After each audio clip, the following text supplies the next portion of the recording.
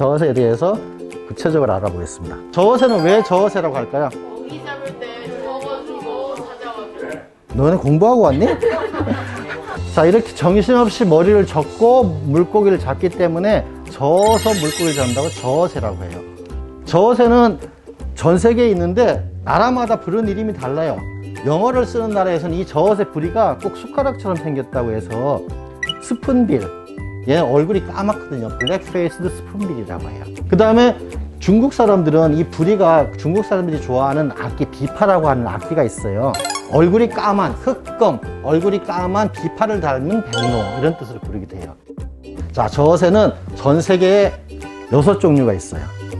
우리나라에서 관찰되는 2종류를 제외한 나머지 4종류의 저어새는 개체수가 각각 10만 마리 이상이 돼서 사람들이 특별하게 보호해주지 않아도 잘 살 수 있는 애들이에요. 근데 유독 우리나라에 오는 2종류, 저어새와 노랑부리 저어새, 이 2종류는 수가 아주 적어서 멸종 위기종 1급, 2급으로 지정돼서 보호하고 있는 종이에요. 우리나라에 오는 2종류를 살펴보면은 저어새와 노랑부리 저어새요.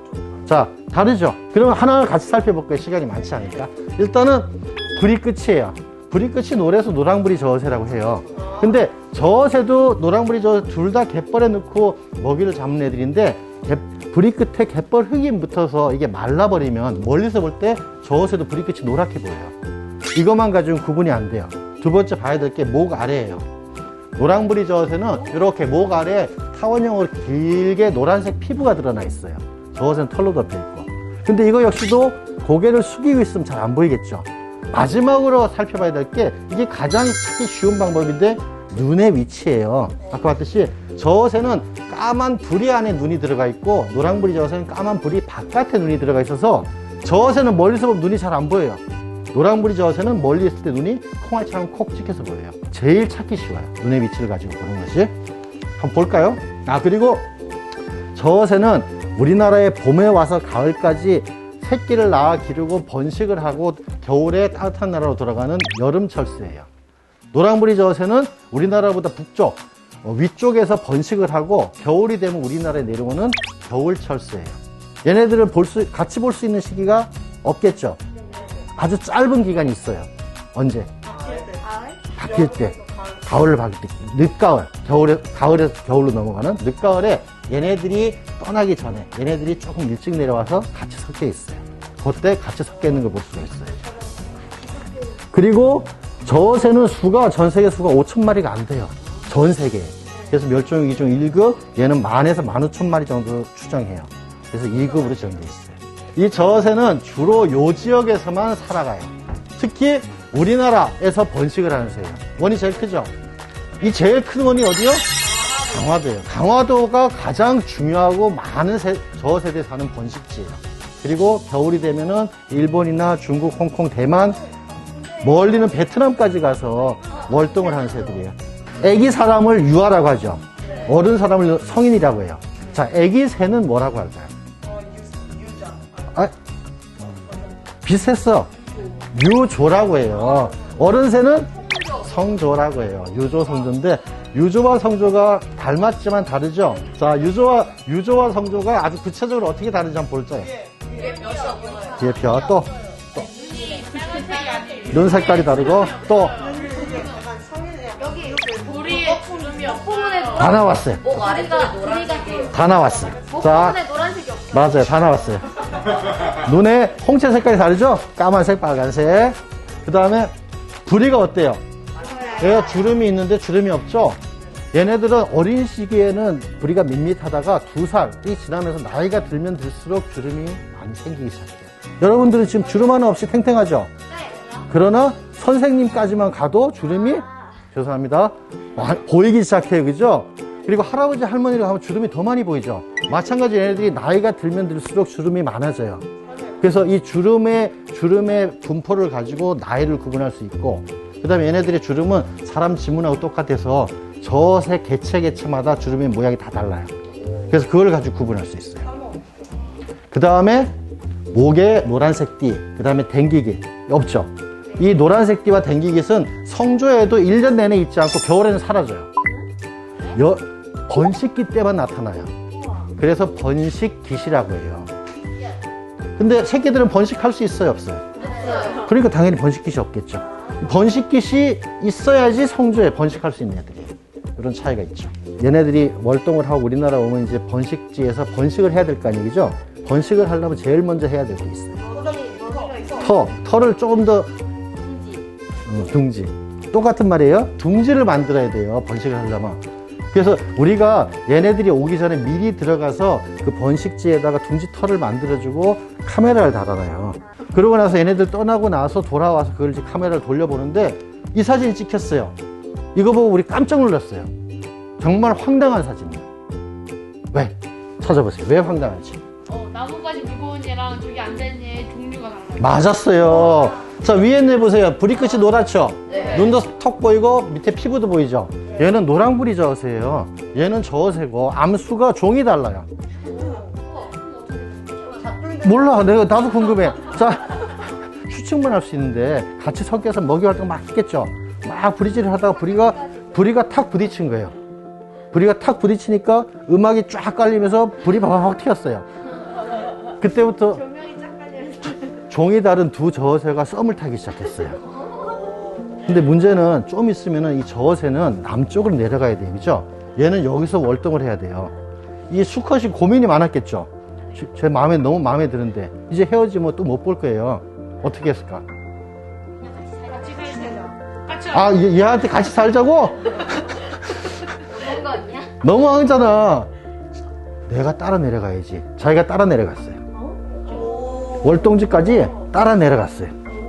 그리고 거기서 겨울을 나고 다음에 봄에 같이 이동을 해서 짝짓기를 하는 것으로 예상을 해요. 추측을 해요. 종을 뛰어넘는 사랑이 시작된 거예요. 자, 그럼 두 번째. 종이 다른데 종이 다른 두 종이 새끼를 낳을 수가 있을까요? 네. 나올 수 있겠죠. 종이 다른데 아니 새잖아요, 맞아요. 늑대랑 강아지랑 늑대랑 강아지랑 결혼시켜가지고 여기 나올 수도 있어요. 가능해요. 친척 관계인 종들, 이걸 좀 어려운 말로 근연종이라고 해요. 근연종, 뭐라고?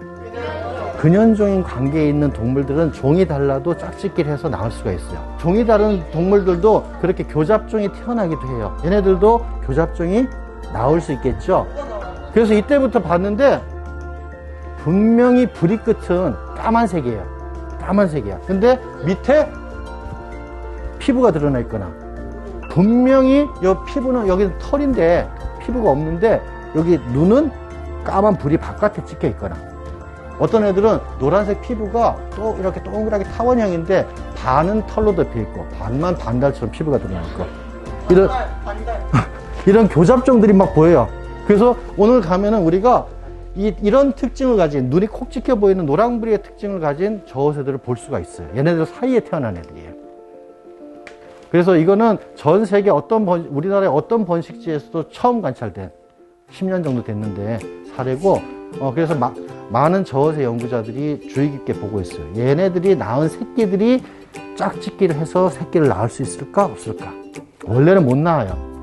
원래는 노새는 생식 능력이 없어요. 라이거도 그렇고 교잡종들은. 근데 새들의 세계에서는 그게 깨지는 기록들이 조금 있어서 얘네들이 또 새롭게 이세를 만들 수도 있겠다 하면서 관찰을 하고 있어요. 자, 이 이야기는 이제 우리 갔다 와서 다시 나누도록 하겠습니다.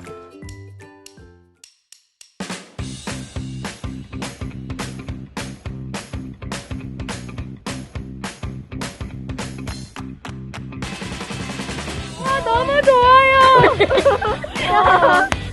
배를 타서 무섭긴 한데 그래도 이번 연도 이렇게 나가는 게 처음이어서 너무 좋아요.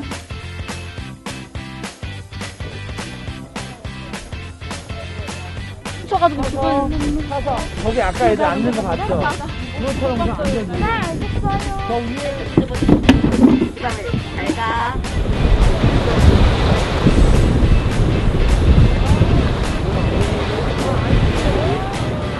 자, 지금 저기 각지바위가 보이기 시작하는데요. 한번 망원경을 한번 보세요. 그럼 일단은 최소한 2종류 이상의 색깔을 가진 새들이 보일 거예요. 저옷은 아니고 갈매기 같아요. 하얀색, 까만색, 회색색 이런 새들이 보일 거예요. 그 중에 하얀색은 저새. 까만새는 누구라고? 가마우지. 인물 가마우지라고 하는 새예요. 그래서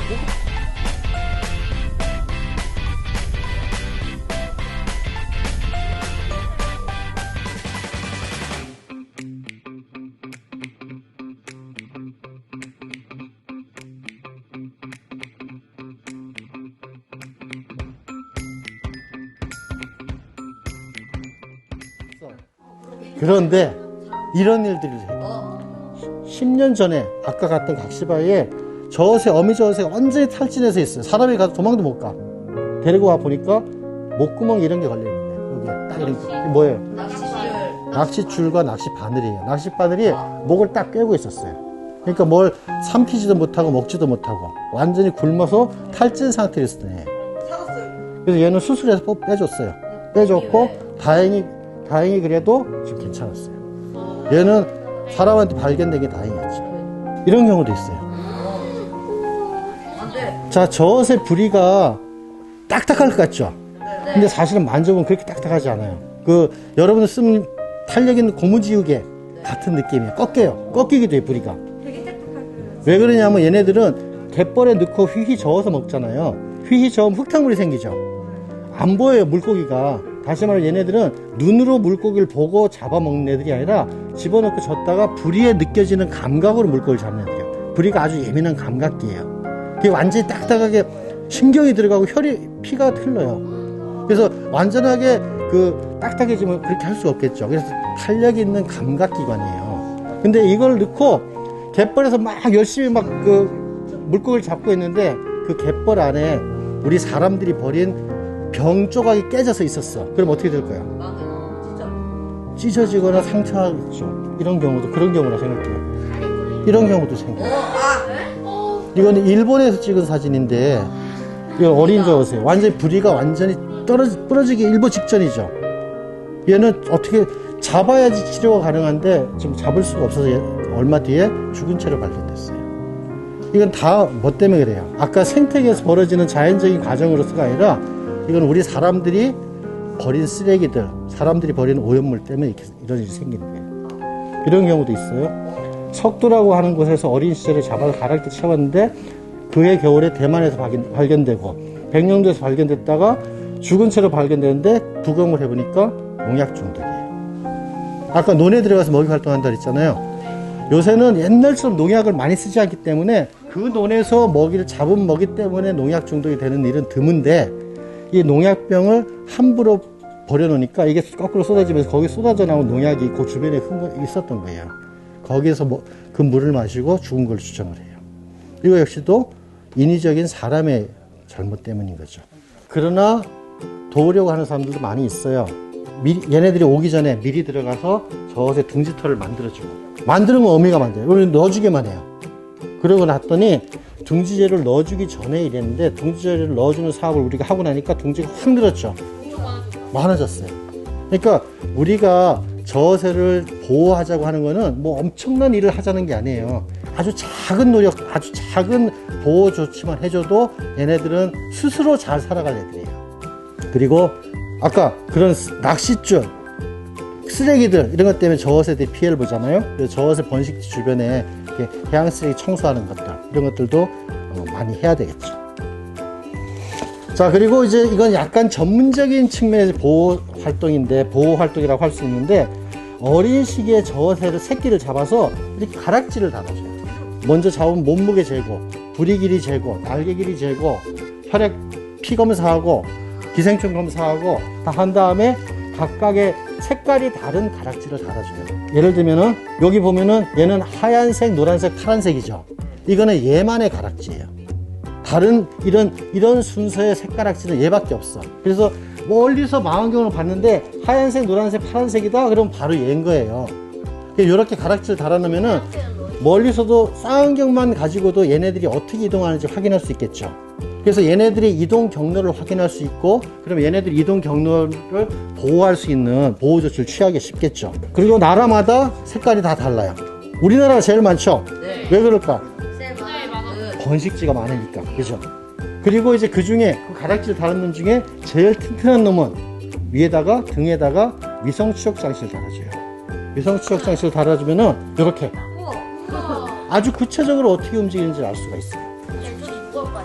위성 추적 장치가 아무래도 불편하겠죠. 그래서 위성 추적 장치 같은 걸 달 때는 새 몸무게 2%를 넘지 않은 무게의 위성 추적 장치 달아야 돼. 그래서 그래도 물론 무겁지.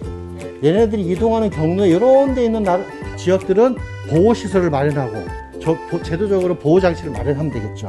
그래서 저어새들을 훨씬 효과적으로 보호할 수가 있어요. 우리 어린이들이 한 10년 후에 공무원이 되었을 때, 10년 후에 저어새 연구가가 되었을 때를 고려해서 여러분들이 해야 된다, 이 일은. 이런 생각을 가지게 됐어요. 그래서 특히 우리 강화에서 저어새를 보고 자란 우리 친구들이 이 역할을 앞으로 좀 해줬으면 좋겠다. 약속할 수 있죠? 네. 믿어보겠어. 자, 이렇게 마치고요. 저어새를 이제 만들어 볼게요.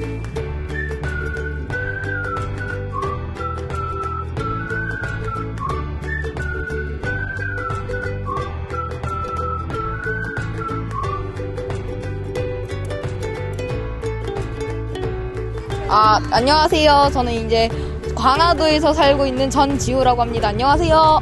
오늘 많은 경험을 한 것 같아요. 저새에서 대해서 알고, 이제 우리가 앞으로 해야 할 일도 아는 것 같아요. 저새를 위해서 이제 바닷가에 쓰레기를 이제 좀 안 버려줬으면 좋겠어요. 원래 잘 알지 못했던 생물이고 이걸 보는 아이들이 잘 알지 못했던 새 종류일 건데 그래도 이게 있다는 걸 알고 어쨌든 저희가 보존을 해야 되는 거잖아요. 어떻게 되든 간에. 그래서 저희 말고도 이제 많은 친구들이 관심을 가지고 보존을 해줬으면 좋겠고, 오늘 강화도에서 저어새 체험을 했는데 저어새도 보고 해서 너무 좋았고요. 다음에도 또 이런 기회가 있었으면 정말 좋을 것 같아요. 강화도 저어새 많이 사랑해 주시고, 네, 저어새를 위해서 플라스틱 조금만 사용해 주셨으면 좋겠어요. 감사합니다.